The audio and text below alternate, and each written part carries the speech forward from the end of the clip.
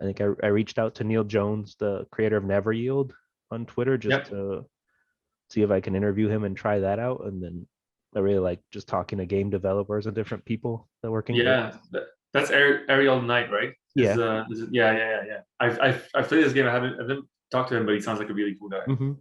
No, but he was the first person I reached out to, and I was like, he'll probably say no. And then he was like, yeah, no problem. And we Yeah, talked for, people yeah. just say And I was like, yes. oh, this is easy. People just like talking about stuff, especially Mhm. like during this time that everyone's doing everything online. So it's really cool.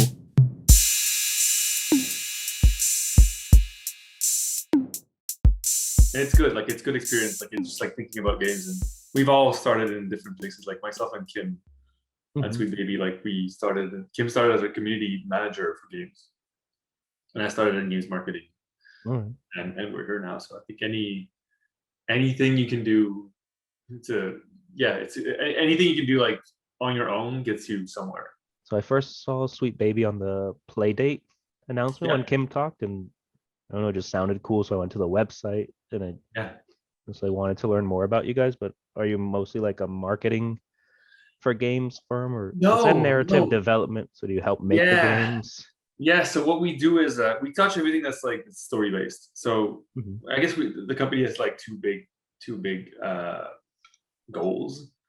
But I guess the thing we do the most is do narrative for games. And so we work with clients, other game devs, or sometimes with our own, I guess, like in-house team to Mm-hmm. create, for Playdate, to create to help people, improve their story in any way we can. Sometimes that takes the form of like jumping in right at the beginning and helping pitch a story, put a story together, to help people pitch their games to potential publishers or investors. Sometimes that takes the form of like, okay, well, we have people who have all the funding, but just really need somebody to write their script. Mm-hmm. So at that point, we do stuff like world building, character development, story pacing, all that stuff. And sometimes it's just like they want people to come in to just write the script.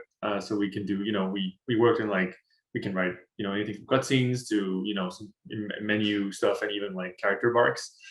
So anything that's like story based in games. And we also do a lot of narrative design as well, I should say, because I'm primarily a narrative designer. Mm-hmm.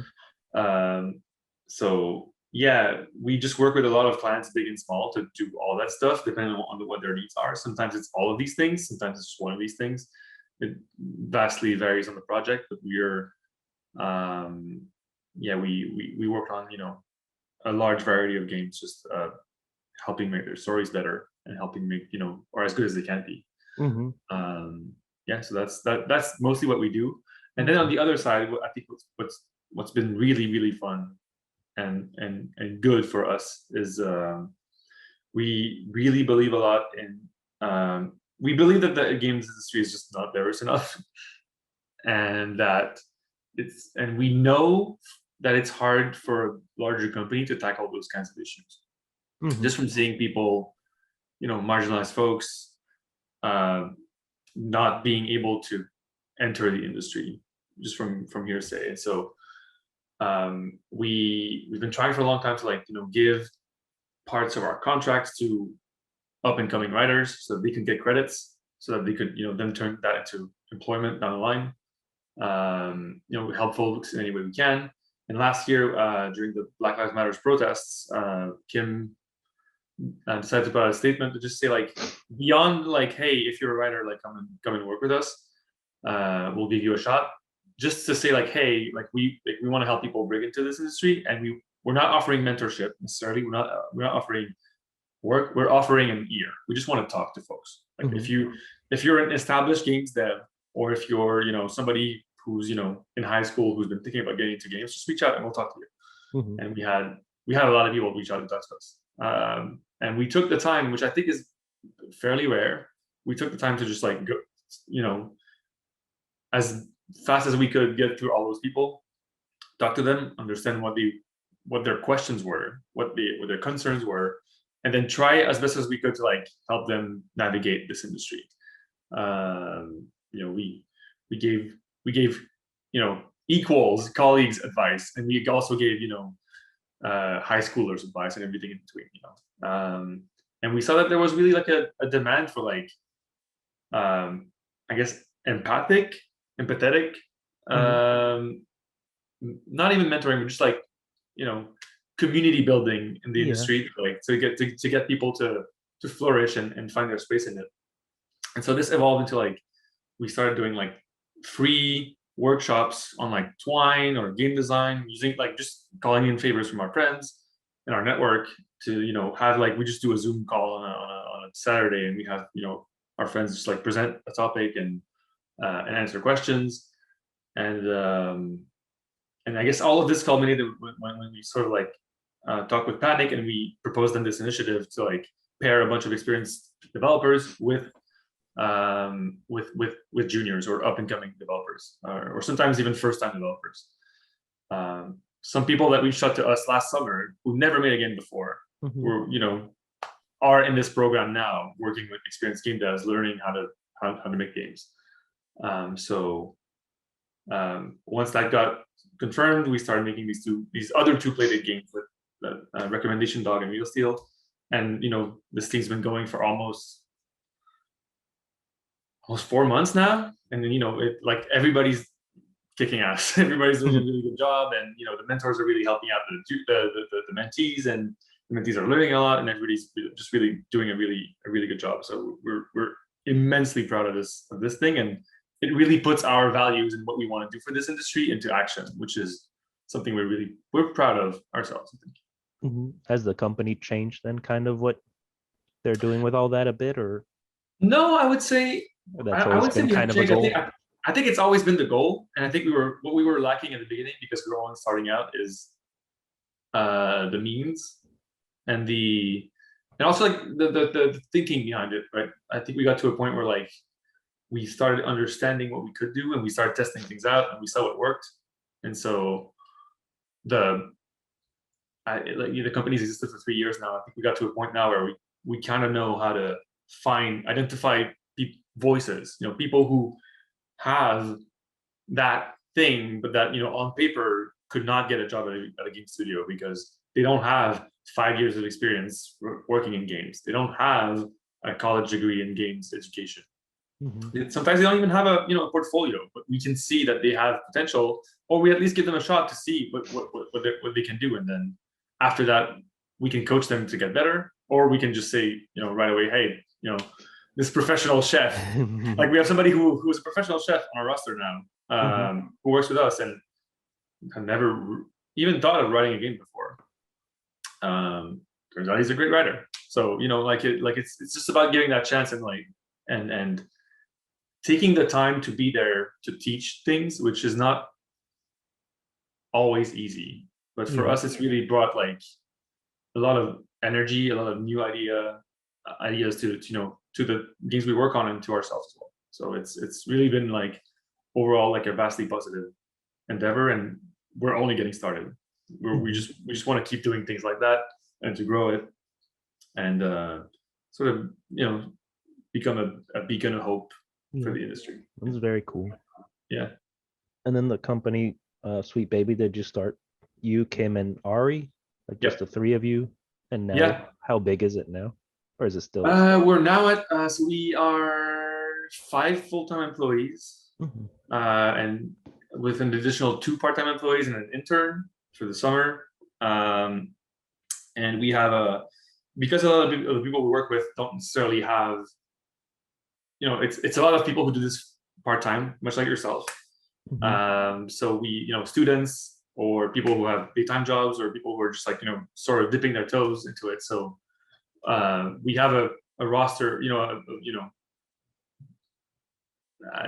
double digits, I would say, of freelancers that we work with, and we can pull in on a bunch of projects, depending on availability and all that stuff. One thing that we do a lot of is, and one thing that we sort of, the principle that we founded this company upon, that Kim really believes in, that we all believe in, is this idea that representation is innovation.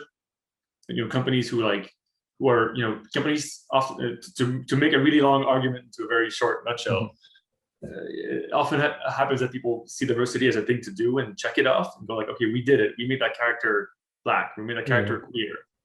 done. Time to write the same character again. We just given a characteristic. But we really believe that like putting the right voices behind those experiences brings not just like authenticity, but also like new experiences. It brings new viewpoints, brings a sort of a spark of life behind that those representation actions. It makes them better. And it is in a way innovation, because you see new stories on the screen. You see things that you've never seen before in games, because you get somebody else's perspective, somebody that was given a voice and the tools to tell that story. So it's not like doing the check marks type thing, like we added this character. It's like that's it. Yeah, and that's something you see a lot of, and building that roster for us helps us also, when we are on a project and we see, hey, somebody wants to, somebody's like, hey, I came up with this character pitch, they're queer, I don't feel comfortable writing this character. We're like, hey, we actually have someone we can pull into this, and then help bring authenticity and help him just like in general, like make the story more resonant, which is really what it's all about. I just finished watching all of Schitt's Creek with my girlfriend. Yeah. But then we watched the end. It was like a special at the end, but it was kind of like he built this world where the main character is, I guess he's bi, or but the world just accepts it around him, and that's like the world he built. And the whole time you're watching, like in older shows, I guess they'd be like, this character's gay, and then everyone freaks out or something. It was just like, that's how the world is in this world, and it's accepted, and it's just normal. Yeah. But it's really you don't, it's and beyond normal, like it's, it is just normal, but it's not just that sometimes, because like, you hear a lot like, don't make a big deal about it, blah, blah, blah. But it's also like, what we're trying to say is like, sure, yes, good first step, but also it isn't normal, and there are things that come with that, with any marginalized identity that are relevant to that character's actions, mindset, decisions, story, relationships. And so that's what we're trying to bring in. That's what we're trying to say. It's one thing to say, yes, this character is different, and that's okay, but it's also like, okay, well, that difference brings about a different viewpoint. And that is more authentic than to just say, oh yeah, we wrote something else in the bio, like that's really what we believe in. Yeah. I wanted to ask you about yourself too. Sure. I looked up, you went to school for marketing. Yeah. I think I did. I did accounting and finance at first, and then I went back to school for copywriting and advertising type writing. Yeah. But I was in marketing for a long time. I was in games marketing for almost 10 years. Before I met Kim. I mean, knew Kim from before, but before we worked together and decided to just help build this company with her. And it's I don't know. I think I picked marketing at first, like, because I want the same thing as what we were talking about. I wanted to break into games. I wanted to do something for college that like would allow me to work anywhere I wanted. And I was like, well, everybody needs marketing. So that's kind of what I did. And I did it for a long time. And then after a while, I was like, I think I'm good at like other things with games. And I was trying to like change jobs and all that stuff. And after a couple opportunities, when working with Kim, she really put her trust in me and recognized that I have a skill in narrative, which is always wild to me to say. And so that I sort of transitioned into that role at Sweet Baby for the first time 3 years ago. And now it's been 3 years and many projects later. Now it feels like it's what I've been doing my whole life. Yeah. And then what was your, I guess, growing up in games? What was that like when you were a kid? Like how you started off, or just your big memories? I was it's a typical story, I guess. Like I was raised on I don't know if it's typical. I was raised on a horse farm.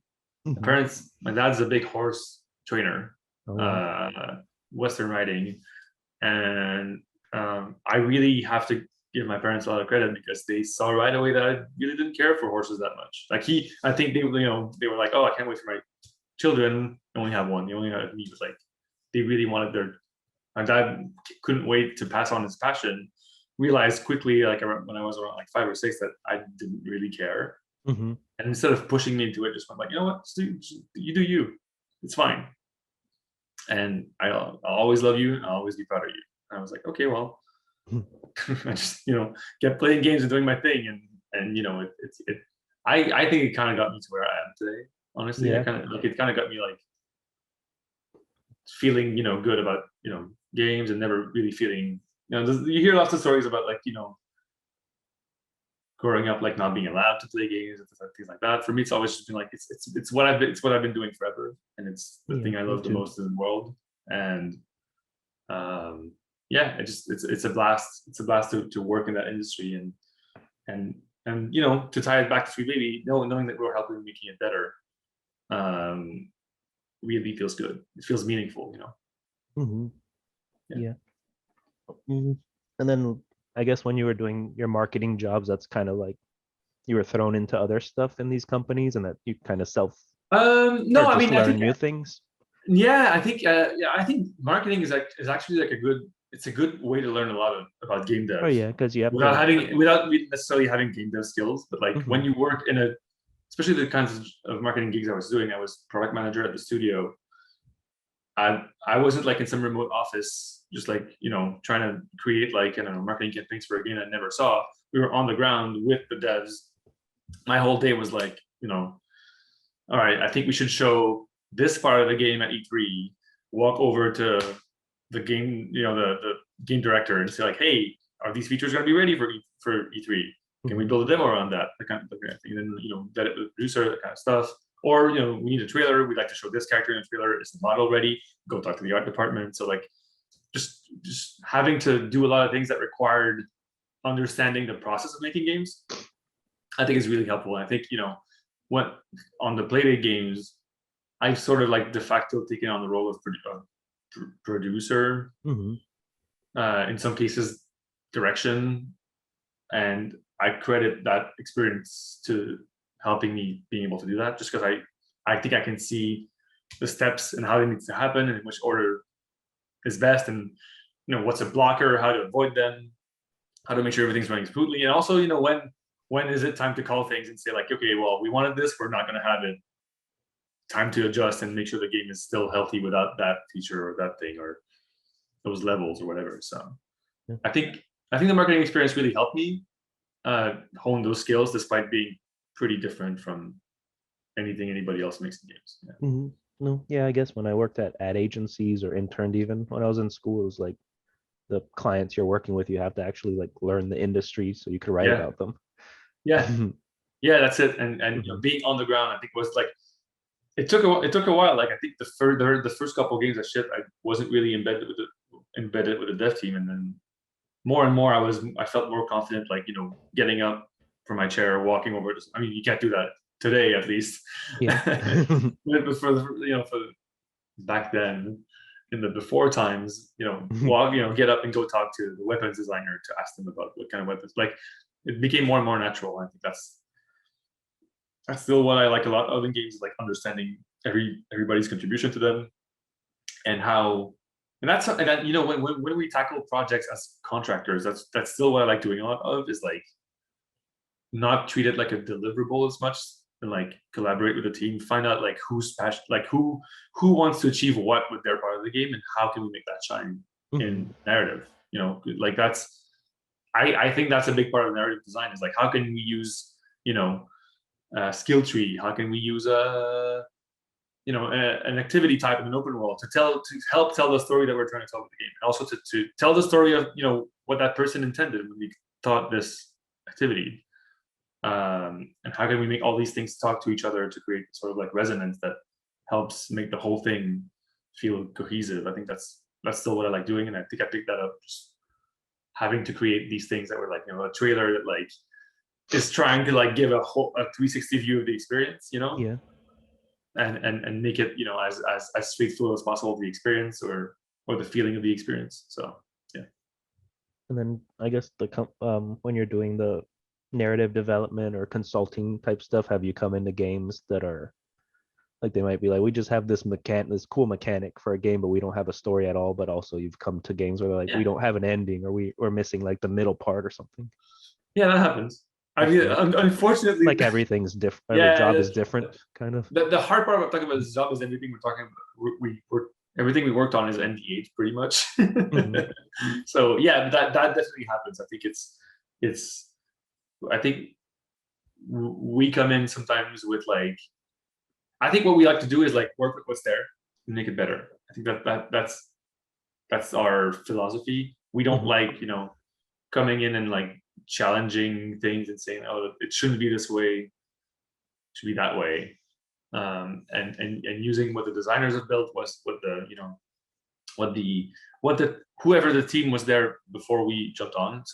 Oftentimes it's also a bunch of other writers is working with their parts and like making them like tweaking like some like emotional responses of characters to make everything flow together well. We don't like throwing out stuff. We like enhancing, making it better, making it sing. Hmm. Um, yeah, Have you read the Ask Iwata book that came out recently? I haven't. No, I Oh, read a couple of his interviews way back then. yeah, but there's a story from Earthbound that he came in, or they brought him in to like help because they were having problems, and they said, um, or his thing was, his solution was, you can either keep going where you're going and it's going to take like 5 years, or we can start all over and it'll take like 1 year or two or like less time. He's like, but you guys decide what you want to do, which I thought was really cool. Like he didn't come in and say everything you've done is trash. He's just found two different solutions and then let them choose what to do. Yeah, yeah. I mean, we're never in a position to like, Yeah. we're contractors, so we're never in any position of the only power we have is to tell the best possible story and Hmm. convince people that it's the best path forward for the story. We're lucky that when people bring us in, oftentimes they are ready to listen, which is good. But I think it's funny because I think every the thing that we come up to a lot of the times is people everybody encounters story. Everybody but like everything builds a story, and everybody consumes stories, the media and games and TV, and there's a way to talk about story to everyone.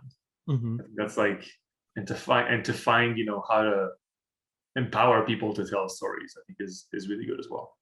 Something that we try to do whenever we have to work with, like we work on indie games, and that they, as you said, they come to us and they say, we we have all these mechanics, we don't really Hmm. know what the story should be. Hmm. We have an idea, but it could be this, could be that. And we take all these parts, we talk to all the team members, and we come up with the best possible way to make all this stuff shine. And we are able to communicate to them why this stuff shines, because we understand why they did make the decisions they made, Yeah. or at least try to. But I think I would like to say oftentimes we succeed. Um, and another thing that we like doing a lot is going from an emotional standpoint, Hmm. um, as opposed to a mechanical standpoint, because we trust the designers to have the right steps for their game to know like, okay, well, here's how the character progresses, here's how we're going to give you the skills throughout the game, here's how you're going to you know here's how we're tutorializing this thing, here's how the levels, the world, or whatever evolves throughout the game. And we like, what we think helps a lot when somebody asks like, why is this happening in the story, is to say, well, this character feels this way about this thing that's happening, hence they're going to take this action, whether it's like an NPC or even the player character, which sometimes you have to assume that the player sometimes asks themselves, why am I doing this? And when Hmm. it's like a series of locks and keys, it's not always easy to keep that in mind. So finding ways with the existing systems to be able to keep the player engaged in the why they're doing what they're doing, and to understand the motivations of every other character in the story is I think something that we like it's the approach we take, I think, to make a story work, or to make it as best as it can be. Yeah. And then, oh, now that you work more producing games and doing narrative design, I guess what are some big influential games for you? The story, like old and new games, or Oh, currently, games? currently it's very Yakuza, I would say. Yakuza. Yeah, yeah. I'm a dad. I have two kids. I don't have. I still play, like anytime I have downtime, I play games, but it's still less time than I used to have. Mhm. I would say I don't really have that much time anymore for like huge open world games. The size of open world games is really something that, for me, makes it prohibitive to engage with them. I'll start something and get 10 hours in and see, like, when the map opens up, I go, oh, Yeah. can't do that. Or like I'll pick it up like during Christmas vacation, because that's the only time I can maybe get to it. Mhm. That's the only way. That's the only way I could, for example, for myself, like finish Ghost of Tsushima. Like I started it like on a weekday. I was like, I don't think I can do that. Then during Christmas, like when like, all right, I'm doing it. Mhm. Amazing game, very big game. Yeah, I think that's the third game I got a platinum in, just because Yeah, I loved yeah, it so much. The world is beautiful and the yeah, story and everything. It just feels yeah, awesome. yeah. And yeah. So to get back to Yakuza, I think like those games, I think, are rightly sized for me. I think the density of the open world is really something to admire, that I wish more people would look at, and I recognize how good this is. It's four streets by four streets. They managed to squeeze like multiple games out of it. And when you go back to it, when you start, like, I don't know, when you play like Yakuza 0 and start Kiwami, it feels like going back home again. It feels like it's a new game, and somebody tells you, oh, it's on this street, and you know exactly where it is. And the world feels, you remember, like, you pass a street corner, you hear a song, you're like, oh, that's the song I heard when this happened. Or like, that's where I was when, like, I taught the dominatrix how to be better at her job. Like, you remember all these events that happen in this, like, very, well realized, packed world. And the stories have like a type of heart that I think that games need more of. Mhm. A type of like earnestness that, like, it's not necessarily, like, I wouldn't call it wholesome. I would call it like, there's a creator intent that like really shines through, that like they want to show, like, it's about being a good person, even though these are crime games. It's about like being the best you can be, and sort of like, standing up for what you believe, which, Yeah. and the stories have like twists and turns, and the characters are strong, and there's like really funny things that happen in side quests, and all this stuff to me is like, yeah, it's I think we need more games like this. Mhm. I still haven't played any of them, but I know like my friends who love them, like who have played them, they like really love Yeah, them, and they're always recommending them. I know they go to like weird places, like it get kind of goofy. they do, but I think it's funny. I think it's like they do something with side quests where Hmm. I think modern side quest design is like more focused on like what does it bring the player mechanically than narratively. I think side quests are like a way to increase the length of playtime of a game, Hmm. but they don't, like, because like you don't even have a checklist of side quests in Yakuza. They only happen when you walk by them. Oh. You don't really have a way of knowing where they are. I think sometimes they give you like a way of knowing it, but it's optional. You don't even need to turn it on. But it's more like it's about making the world feel believable. So you'll walk past the bar, and then something's gonna happen, as opposed to like, oh, you just reached chapter 5. Here's 1,000 Yeah. markers. Do all of them, and it makes, and then all the stories feel like things that would happen in the city if you just like, walk by somebody, they were trying to bring something up the stairs, and they're, you see they're struggling, so you offer help. Like it feels mundane, but also human in a way that, like, Hmm. oh, I need some chicken. Like, the usual fetch quest just doesn't, and never will. So yeah, I think, and that their goofiness sometimes, I think, really like makes the characters feel more warm. Yeah. So instead of like no deaths, I don't think ever happened in Ubisoft, in Yakuza. I don't know why I said Ubisoft. It kind of sounds similar, I guess. No deaths ever happened in Yakuza, but there's still like a seriousness, like a melodrama to the story. And I think showing that the character can also help a kid buy a gift for their best friend and take time out of their like life to do that kind of stuff, I think makes, even if it ends in a very goofy way, makes you understand like this is a nice person. Like, and they're nice because they're gonna, punch a Yakuza boss in the face to make them understand how they're being evil, and also help this kid. Yeah. They're a good person, So, and I could talk about Yakuza all day. Like the way like you don't necessarily have any. The verbs in Yakuza are like the only verb you have really is punching and talking. Like the only like actions you have, but there's no killing, which I think makes like like an entire difference with like when you play a modern modern open world game, and it's all about like guns and swords, and all the quests have to be about killing monsters or killing someone or hurting, like which I think restrains the numbers of stories you can tell with these things. It's always about hurting, whereas like when it's about fighting, at the very least, like you can make more different kinds of stories that are about disagreements, let's say, that don't have to end in murder. So you have multiple levels of like of importance that you can tell with those stories that I don't think you can necessarily get in like a game whose actions are more violent. So I think that's also something that they have that makes all those quests, I think, somewhat better. Yeah. Or something I loved about Ghost of Tsushima also that we talked about was I guess how they laid out all the quests and the side quests, like the story. Yeah. That it wasn't overwhelming. Like you open a map and you just see all these things to do. Yeah. It was like you can go, I want to do a main quest right now, and you go to that list of like what's the next main, or what's where's a fox or something. Yeah, that's it. Like I think I've got to a point now where I'm okay not 100% in games. I'm okay going like, you know what? Yeah. I've done 5 foxes. I understand what they are. I don't need to do another one unless I decide I want to. But like I've gotten better at letting go of collectibles and just focusing on what I want to do in a game. So I think there's like open world structure stuff that's interesting to think about. That to me also plays into narrative, because when everything's a checklist, things become less meaningful. Yeah. And when it's harder to like follow a story along, it's it makes those stories, I think, less powerful in a way. So and that's, I guess, like, as you can see, I'm passionate about Yakuza. Like, if you ask me what my influences are, there's a bit. Like now I'm definitely gonna try one out, because I know I have a bunch on my PlayStation, or I have some on my. I have some somewhere. Yeah, they're all on Game Pass, I think. Yeah.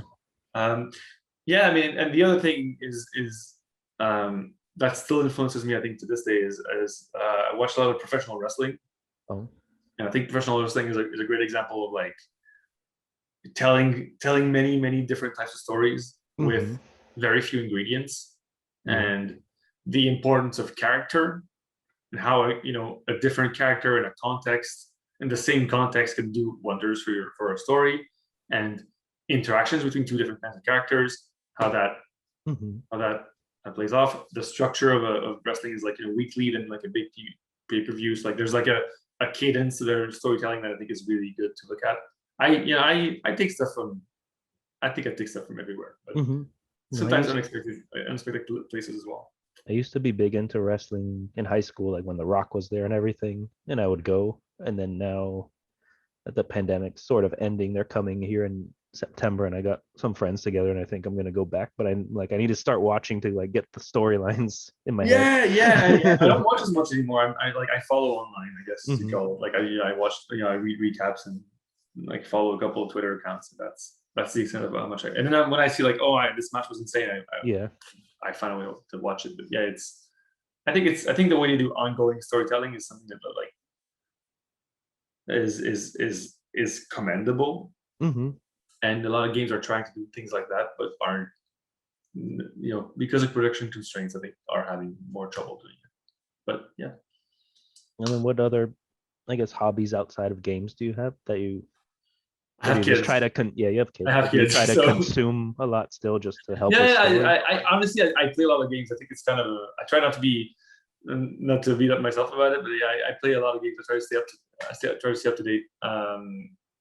I have my kids, so with them, we take a lot of hikes. We go see nature a lot. Where are you located at? We were in Montreal, so cool. there's a lot of really, really good parks around the city. If you just like to get take the car and like drive across the bridge. Mm-hmm. There's a lot of really, really good parks.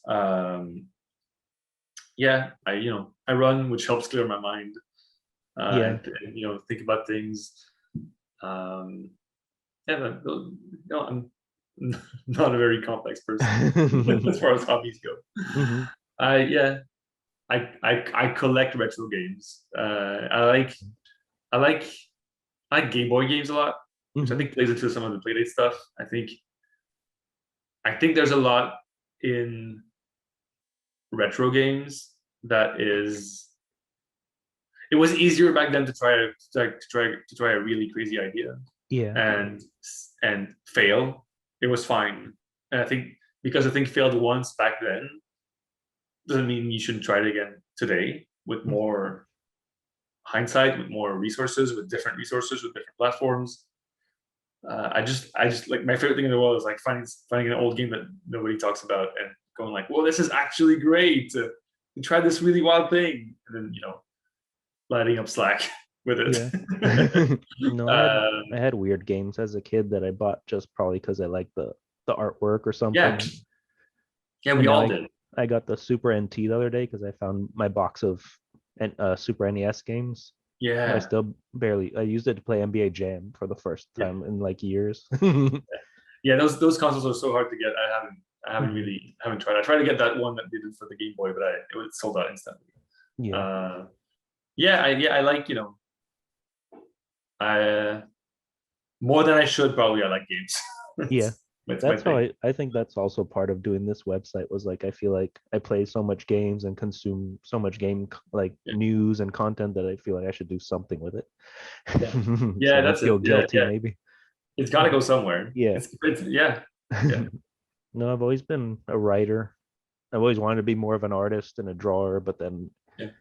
I've been more of a doodler and a writer. Dabbler. Yeah, yeah, yeah, yeah. I think Like that happens to the best of mhm. us. Like even when I went to school for advertising, I went with in with copywriting, but I took some art direction like graphic design classes.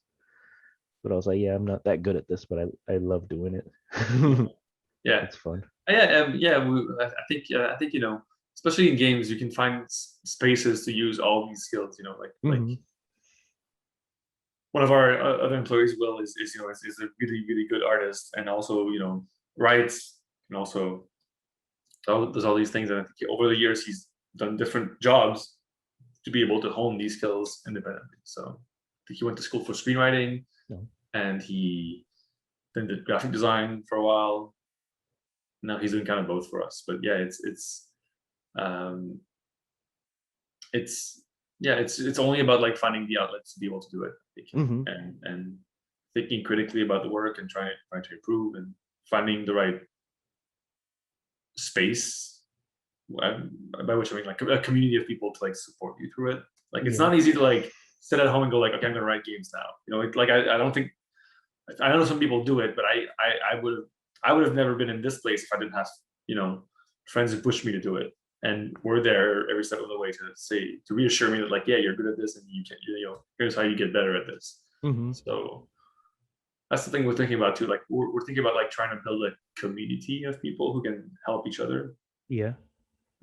People like we've talked to in the past, like even if it's like a growing Discord channel or something that like operates through our ethos, because I think the other thing that's happening is it's growing so much that we have less and less time, unfortunately.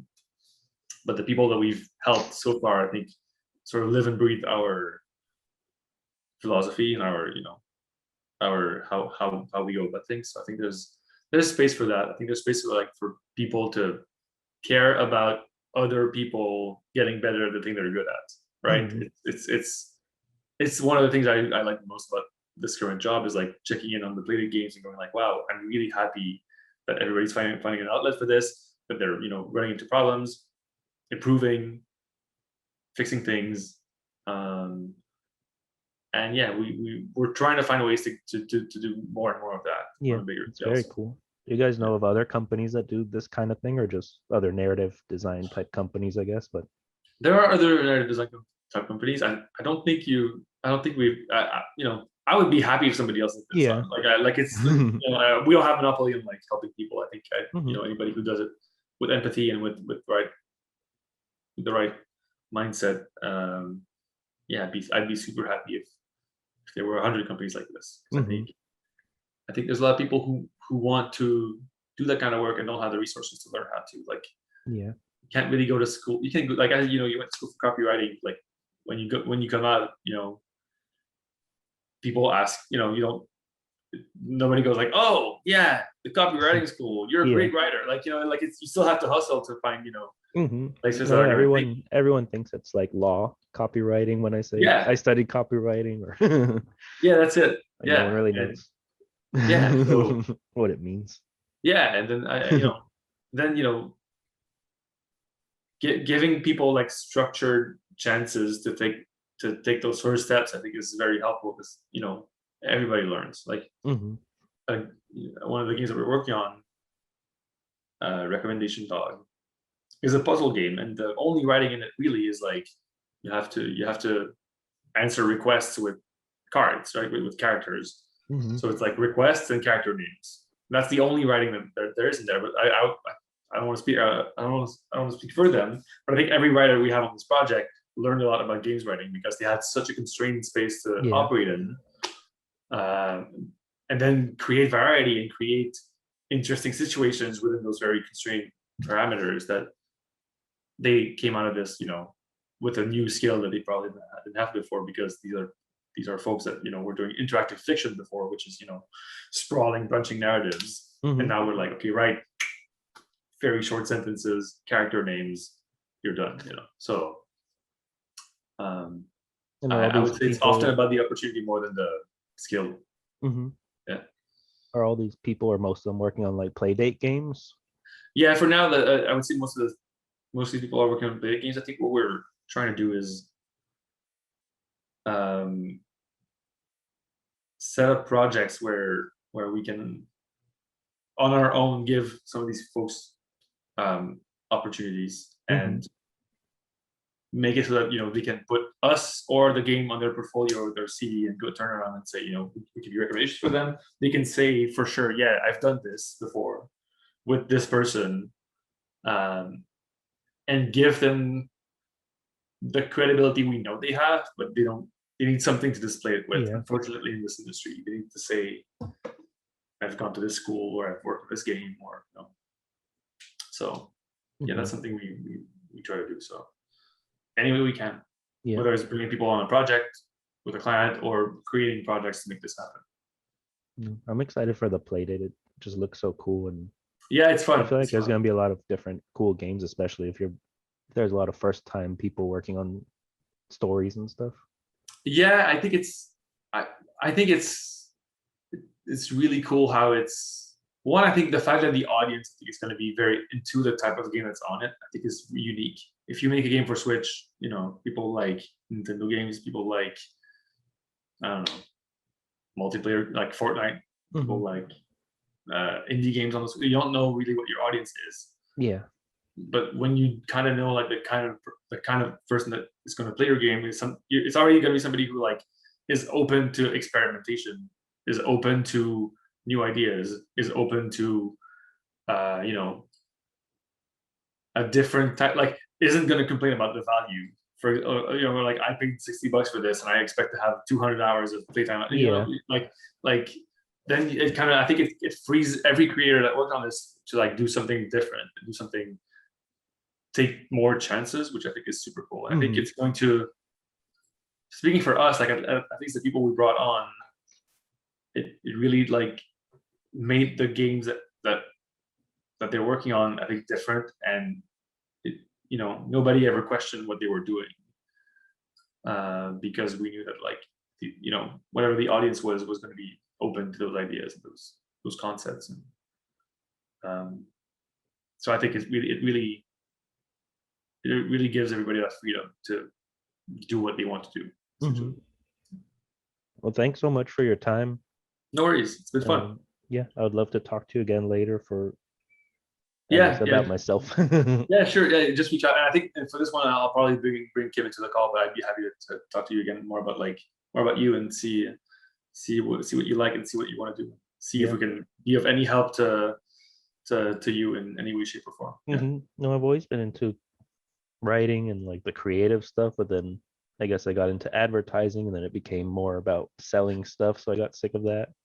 Yeah, I mean, if you know how to write, you know how to write. You don't Mhm. need writing. Yeah, Kim talks about this all the time. Kim's, one of Kim's most memorable gigs out of college was like, I think maybe she was still in college.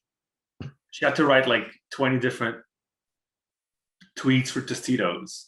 Oh. They were like, the point was like, these these Tostitos are crunchy. Like she had to write 20 different ways, and like when you get a sheet of barks, it's like you need to make this character say, "I'm out of ammo" 20 different ways. It's the exact same muscle. Mhm. You know how to do it, just a different voice. So Yeah.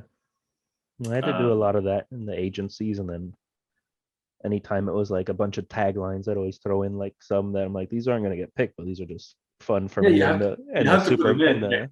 and the Yeah. senior writer to There's just laugh nothing at. more fun than like putting in a thing I like in it and somehow it survives like all the cuts. You're like, Yeah. yes. And you put it in, you're like, I'm like, this that's the isn't dumb gonna thing I work, put but in. And like he turns like, and then, the partner goes like, uh-huh.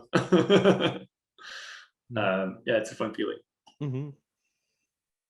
Cool. It was nice talking to you. Yeah, you too. Yeah, reach out whenever if you want to talk more about other stuff. But yeah, it's I don't know, I feel like I rambled a lot, so good luck editing all of this. No, there's a lot of good stuff in there, I think, especially about the company and yourself. That's cool. I'm glad to hear. I I don't think I'm that interesting, but it's good to hear that you think so. I think everyone has stuff. I guess we all think we're like just kind of normal, Yeah, but then just people are like, "That's so interesting." I don't know. It's just a thing I did. yeah, And I'm just just people going through life doing our own thing. Cool. Well, you have a good day, and yeah, talk soon. Yeah, I'll email you, I guess, sometime Cool. soon. Thank you. Bye, Freddie. Bye. Nice to meet you. Nice to meet you.